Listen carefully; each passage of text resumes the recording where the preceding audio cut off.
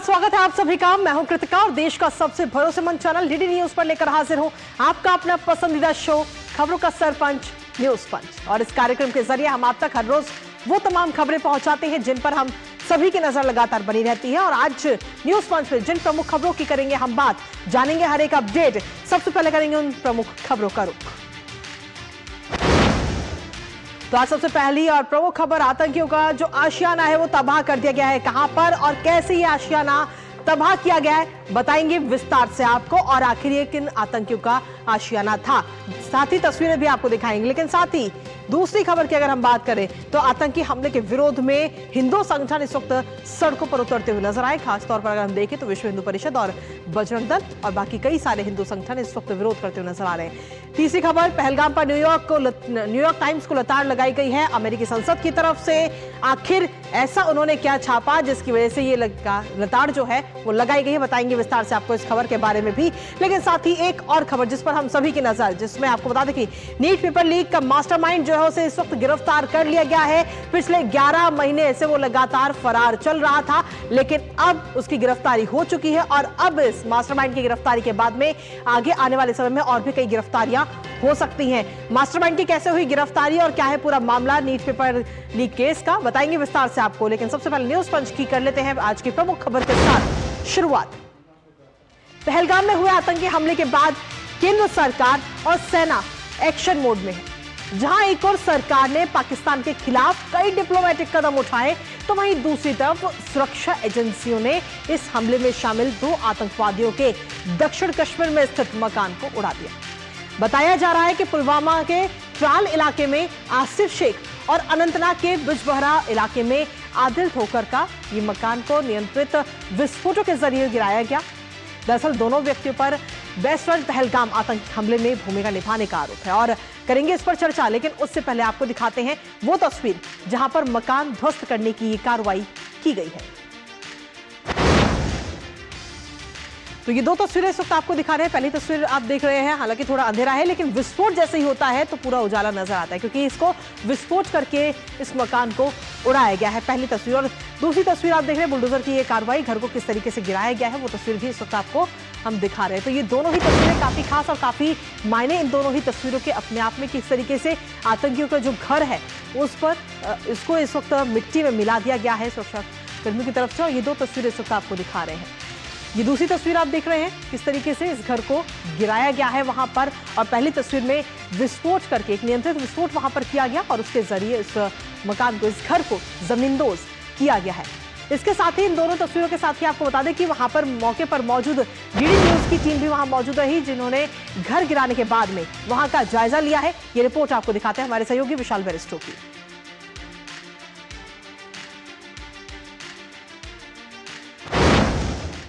ये घर है आसिफ शेख का, जैसा आप देख सकते हैं इसको डिमोलिश कर दिया गया है। और कहा जा रहा है आसिफ शेख का हाथ जो है वो पहलगाम के अटैक में था। और ये उसका घर है जिसको एक कंट्रोल्ड ब्लास्ट के जरिए इसको कल उड़ाया गया। और आप देख सकते हैं ये तमाम नज़ारा घर का ये हाल है। और यहाँ पर आप देख सकते हैं ये पूरा उड़ा दिया गया है इसको। आसिफ शेख अभी गायब है और उसके घर वालों का कहना है कि हमने उसको 3 साल से नहीं देखा है। तो ये हाल है यहाँ पर आसिफ शेख के घर का। और कहा जा रहा है कि आसिफ शेख का जो सूत्र है वो ये बता रहे हैं कि आसिफ शेख का हाथ इंटेलिजेंस को ये मालूम चला है कि पहलगाम के अटैक में था। कैमरामैन मोहित उइके के साथ मैं विशाल बेरिस्टो, डीडी न्यूज, त्राल। और इसी पर ताजा अपडेट ले लेते हैं। इस वक्त हमारे साथ हमारे सहयोगी अश्विनी इस वक्त जुड़ रहे हैं फोन लाइन पर। अश्विनी, अगर हम देखें तो एक बड़ी कार्रवाई और ये एक्शन इस वक्त आतंकियों के खिलाफ लिया गया है। जो 2 घर हैं उनको ध्वस्त कर दिया गया विस्फोट के जरिए और बुलडोजर से।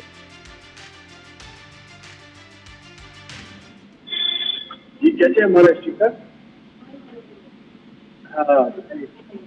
मैं अभी चलिए हम उनसे संपर्क साधने की फिर से कोशिश करेंगे। अभी हमारी आवाज अश्विनी तक नहीं पहुंच पा रही, लेकिन कुल मिलाकर अगर हम देखें तो बड़े एक्शन के तौर पर इसे देखा जा रहा है। ये जो बड़ा एक्शन इस वक्त लिया है आतंकियों के खिलाफ, जो इनके 2 घर थे उनको इस वक्त डिमोलिश यानी कि ध्वस्त कर दिया गया है। विस्फोट लगा करके एक घर को इस वक्त जमींदोज किया गया और वहीं दूसरे घर की अगर हम बात करें तो उस घर को भी गिरा दिया गया है। इसके साथ ही अगर हम देखें तो पहलगाम में जो ये आतंकी हमला हुआ, उस हमले के विरोध में लगातार प्रदर्शन भी पूरे देश भर में इस वक्त करते हुए लोग नजर आ रहे हैं। विरोध प्रदर्शन ये हो रहा है और इसी बीच हिंदू संगठनों की तरफ से भी प्रदर्शन किया जा रहा है। सड़कों पर हिंदू संगठन के जो लोग हैं वो इस वक्त उतरे हुए हैं और लगातार प्रदर्शन करते हुए नजर आ रहे हैं।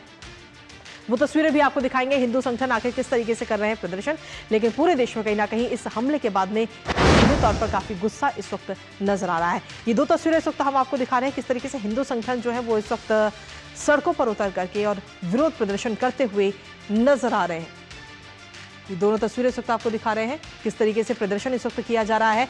दिल्ली के चांदनी चौक की ये तस्वीर आपको दिखा रहे हैं, जहां पर मार्केट तो बंद है ही, लेकिन साथ ही विरोध प्रदर्शन इस वक्त वहां पर भी किया जा रहा है। तो ये तस्वीरें और साथ ही ये दूसरी तस्वीर इस वक्त आपको दिखा रहे हैं, ये भी दिल्ली की ही तस्वीर है और यहां भी सीधे तौर पर हम देखें तो विरोध प्रदर्शन इस वक्त हो रहा है। तो कुल मिलाकर पूरे देश में गुस्सा है, आक्रोश है, रोष है और सीधे तौर पर मांग इस वक्त जवाब की है। हमारे साथ में हमारे सहयोगी विशाल बैरिस्टो भी जुड़ेंगे अब से कुछ ही देर में, साथ ही अश्विनी भी जुड़ेंगे। लेकिन कुल मिलाकर देखें तो विरोध प्रदर्शन इस वक्त जोरों पर है पूरे देश में और लगातार इस आतंकी हमले का विरोध किया जा रहा है। जहां एक तरफ ये विरोध हो रहा है, वहीं दूसरी तरफ अगर हम देखें तो आर्मी चीफ जनरल इस वक्त श्रीनगर में भी है, उपेंद्र द्विवेदी, और वहां पर लगातार वो अधिकारियों से बात कर रहे हैं, उनसे चर्चा कर रहे हैं, पूरे हमले की जानकारी भी ले रहे हैं। एलओसी पर जिस तरीके से पाकिस्तान की तरफ से फायरिंग हो रही है उस पर भी लगातार भारत की तरफ से भी जवाब तुरंत दिया जा रहा है। इसके साथ ही ये तस्वीरें सब आपको दिखा रहे हैं। पहलगाम में हुए इस दिल दहला देने वाले आतंकी हमले के बाद में पूरे देश भर में आक्रोश है। आतंकी हमले के बाद एक बार फिर से आमजन में पाकिस्तान को लेकर रोष है और जगह जगह पाकिस्तान के विरोध में प्रदर्शन किए जा रहे हैं। दिल्ली में व्यापारियों ने बंद का आह्वान किया हुआ है आज कई, और ये तस्वीरें इस वक्त आपको दिखा रहे हैं जहां पर हिंदू संगठनों की तरफ से ये विशाल आक्रोश प्रदर्शन किया गया और उस दौरान की ये तस्वीरें इस वक्त आपको दिखा रहे हैं। सीधे तौर पर इस वक्त पूरे देश में ये विरोध प्रदर्शन की तस्वीरें जो है वो अलग अलग जगह से नजर आ रही है। जो आम लोग हैं वो भी दुकानों को बंद करके प्रदर्शन कर रहे हैं और वहीं दूसरी तरफ जो हिंदू संगठन है वो भी एकजुट होते हुए नजर आ रहे हैं और प्रदर्शन कर रहे हैं पहलगाम में 22 अप्रैल को हुए इस आतंकी संगठन के विरोध में।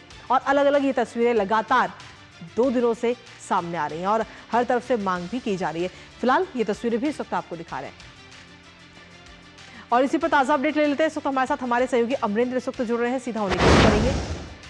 अमरेंद्र, सीधे तौर पर देखिए तो पूरे देश में गुस्सा और आक्रोश तो है ही और अलग अलग जगह से तस्वीरें भी सामने आ रही हैं। अभी हाल ही में हमने अपने दर्शकों को अलग तस्वीरें भी दिखाई जहां पर आतंकियों के जो घर हैं उनको ध्वस्त किया गया।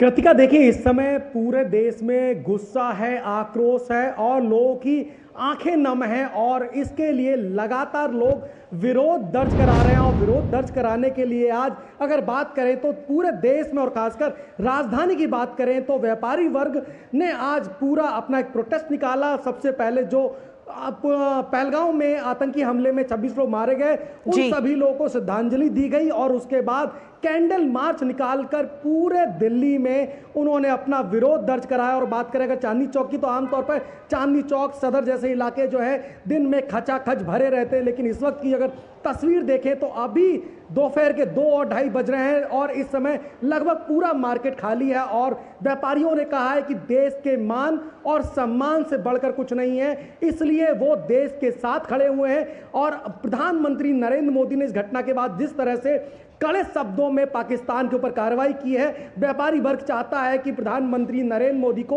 वो अपना समर्थन दे रहे हैं और बताना चाहते हैं कि उनकी हर कार्रवाई के साथ व्यापारी वर्ग उनके साथ है।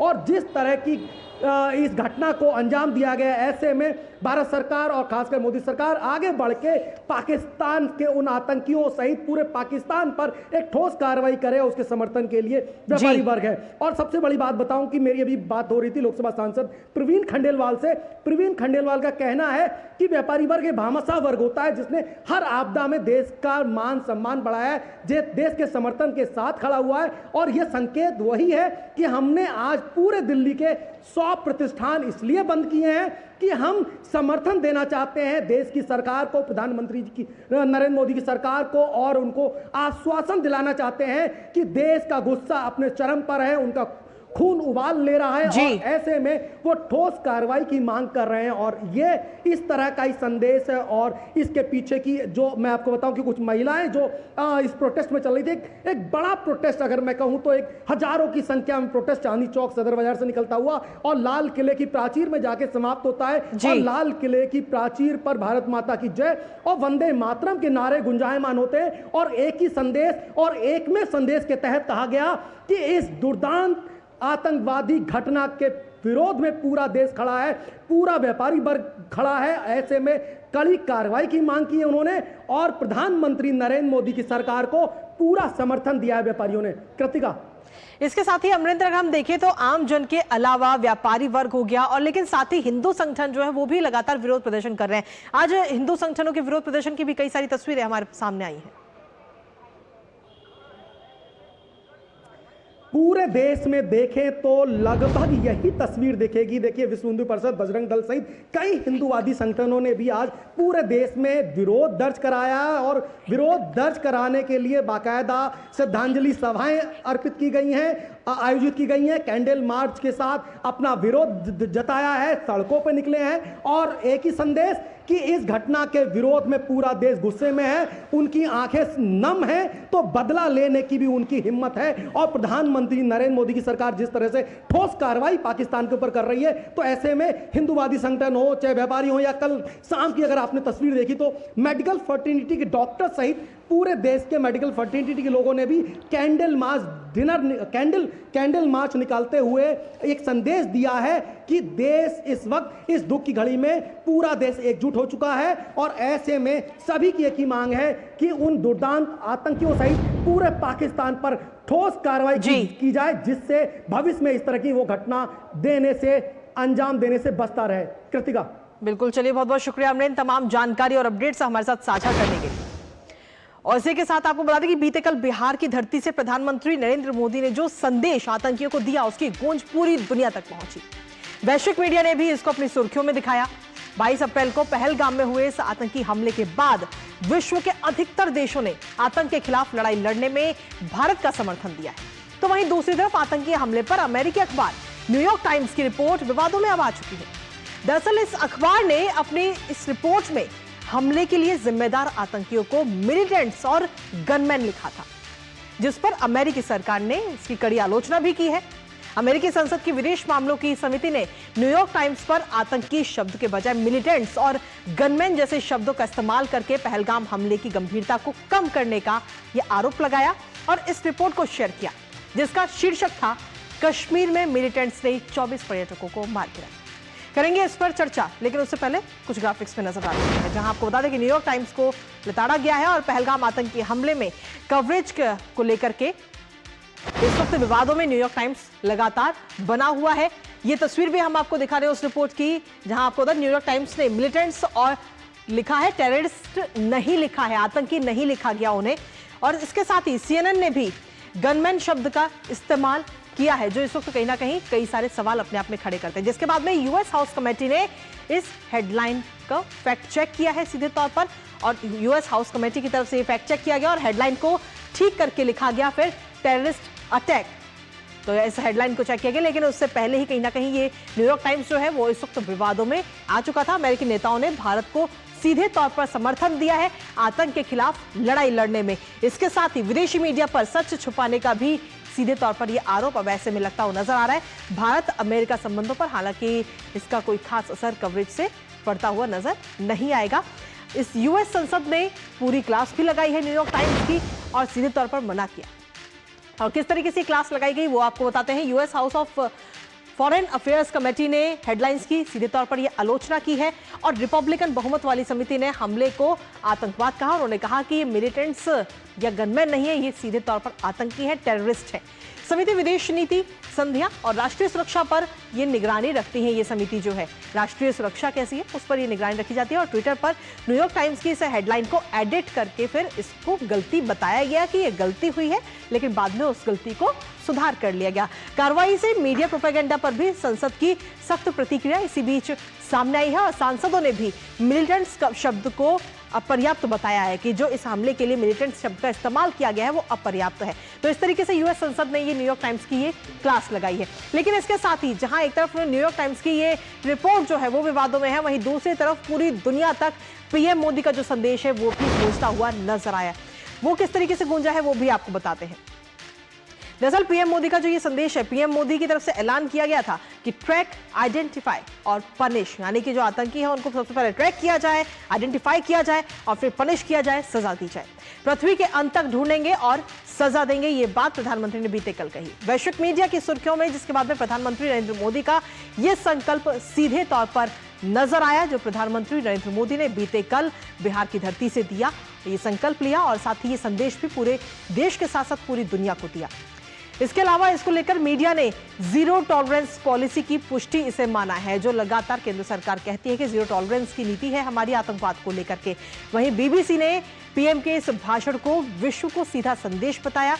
बीबीसी की तरफ से ये बात कही गई है कि पूरे विश्व को ये संदेश है प्रधानमंत्री नरेंद्र मोदी का। ये तो बात रही बीबीसी की, लेकिन बीबीसी के अलावा अगर हम देखें तो रॉयटर्स की तरफ से आकर किस तरीके से इसको बताया गया वो भी आपको बताते हैं। रॉयटर्स ने प्रधानमंत्री नरेंद्र मोदी के इस भाषण को भावनात्मक और निर्णायक बताया है कि भावना से जुड़ा हुआ ये पूरा भाषण है और निर्णायक ये भाषण रहा। इसके साथ ही आपको बता दें कि GW यानी कि जर्मनी का जो है वहां से भारत की आक्रामक प्रतिक्रिया, ये बात GW की तरफ से कही गई। यूरो न्यूज की अगर हम बात करें तो यूरो न्यूज ने लिखा कि आतंकवाद के खिलाफ जीरो टॉलरेंस की नीति है भारत की। तो भारत में भारत की जो नीतियां हैं वो उसकी गूंज किस तरीके से नजर आई। फ्रांस 24 की तरफ से लिखा गया कि पहचानेंगे, ट्रैक करेंगे और सजा देंगे, जो बात प्रधानमंत्री नरेंद्र मोदी ने कही। कोरिया टाइम्स ने लिखा आतंकवाद पर भारत की सख्त नीति। तो पूरे विदेश जो हम देखें तो पूरे विश्व स्तर पर अलग अलग वैश्विक संस्थान है मीडिया के, उनकी तरफ से ये गूंज नजर आई। प्रधानमंत्री नरेंद्र मोदी की जो ये गूंज थी बीते कल बिहार की। गल्फ टाइम्स ने हमलावरों को सजा देने की बात को प्रमुखता दी है। द इंडिपेंडेंट की तरफ से लिखा गया कि पीएम के अंग्रेजी भाषण को उन्होंने वैश्विक संदेश बताया है, क्योंकि प्रधानमंत्री ने बीते कल इंग्लिश में भी अपना भाषण दिया। और याहू यूके पर लिखाया गया कि भावनात्मक और निर्णायक रुख पर जोर है। इसी पर ताजा अपडेट ले लेते हैं, हमारे साथ हमारे सहयोगी अखिलेश सुमन इस वक्त जुड़ रहे हैं।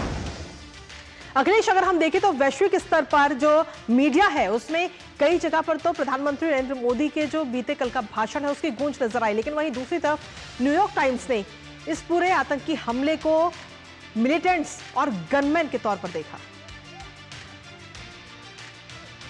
देखिए, यह एक समस्या है अंतर्राष्ट्रीय मीडिया के अंदर, एक बहुत बड़ी समस्या है कि वो आतंकवादियों को तभी आतंकवादी मानते हैं जब उनके देश पे हमला होता है, जब उनके लोग मारे जाते हैं। और अन्य जगहों पे जो अगर वो आतंकवादी हमले करते हैं तो उसको वो डाइल्यूट करके लड़ाकों के श्रेणी में रखते हैं, मिलिटेंट की श्रेणी में रखते हैं, बंदूकधारी की श्रेणी में रखते हैं। तो इस तरह का एक मिसअंडरस्टैंडिंग इंटरनेशनल मीडिया में देखी गई है, खास करके अमेरिका की मीडिया में, यहाँ तक कि इंग्लैंड की मीडिया में भी देखा गया है। जिसे वो जो न्यूयॉर्क टाइम्स वाली घटना पे तो फॉरेन अफेयर्स कमेटी ने तो उनकी आंखें खोल दी, उनको एक चपत लगाई है कि आप इस पुरानी बातों को भूल जाएं और आप नया स्टाइल अपनाएं कि आतंकवाद की घटना है ये कोई छोटी मोटी घटना नहीं है। उन्होंने इस बात को रेखांकित कर दिया। मुझे लगता है कि न्यूयॉर्क टाइम्स आगे से इस बात को समझेगा।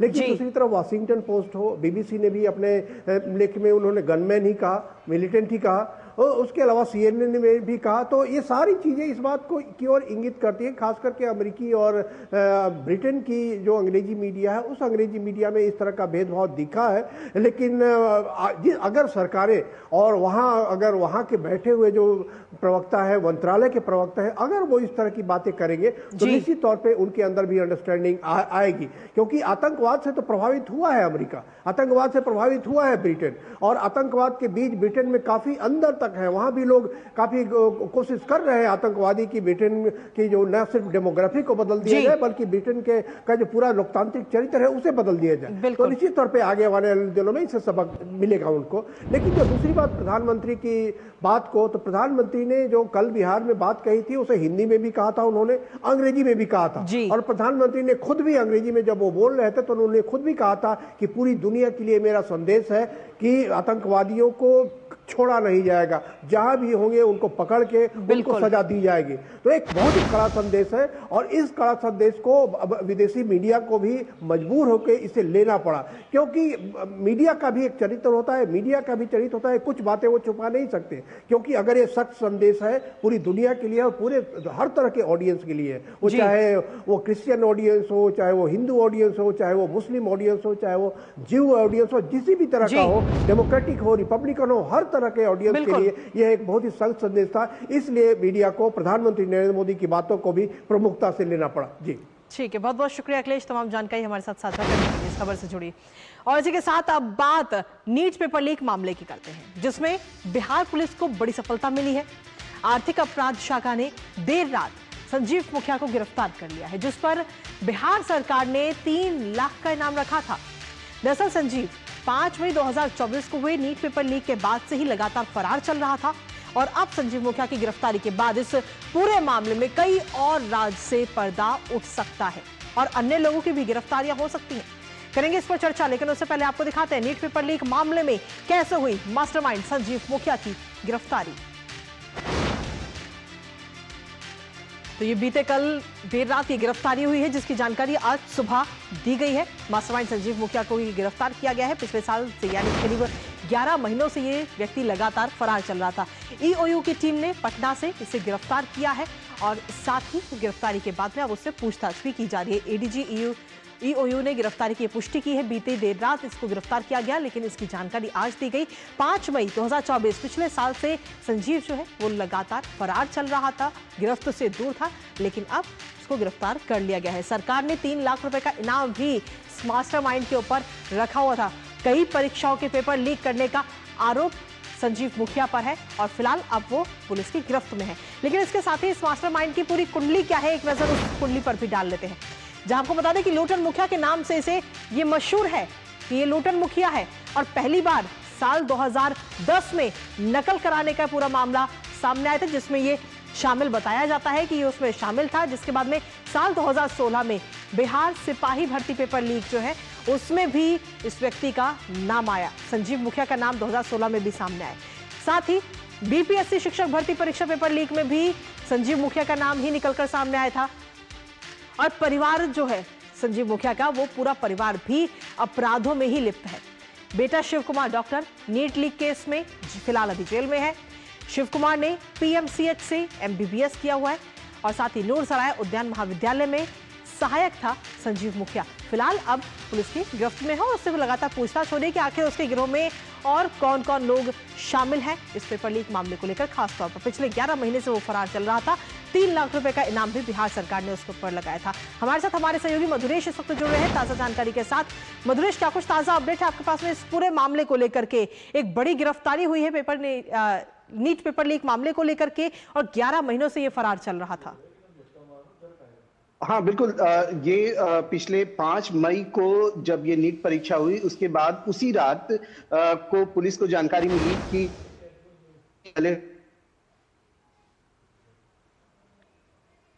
पता चला कि ये प्रश्न पत्र जो हैं वो लीक हो गए थे और 6 तारीख को ही बताया जाता है कि संजीव मुखिया बिहार से बॉर्डर क्रॉस करके नेपाल चला गया और लगातार उसके बाद वो फरार ही था।